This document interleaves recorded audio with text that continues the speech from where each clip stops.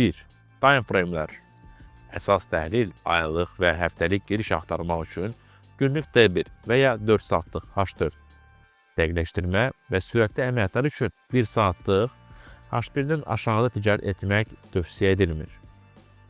2. Səviyyələr. Trend xəttləri, kanallar, Fibonacci və Murray istifadə edirik. Bir neçə səviyyəni üst-üstə düşməsi əməliyyat üçün güclü zona deməkdir.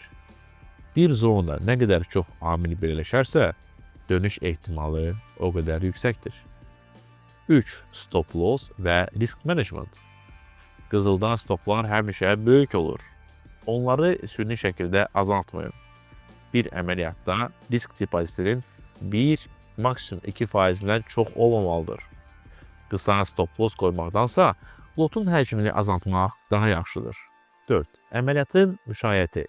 Take profit bərəkatlıqda əməliyyatın bir hissəsini bağlayın və stop lossu zərərsizlik nöqtəsinə keçirin. Beləliklə, depozitinizi qoruyur və mənfəətinizi fiksə edirsiniz. Qalan hissəsini isə daha uzaq hədəflərə qədər saxlamaq olar. 5. Psixologiya. Hər hərəkəti tutmağa çalışmayın. Qızıl tez-tez dəyərin yalançı qırılmalarıdır. Yalnız güclü səviyyələrdən və patrlardan təsdiq aldıqdan sonra işləyin.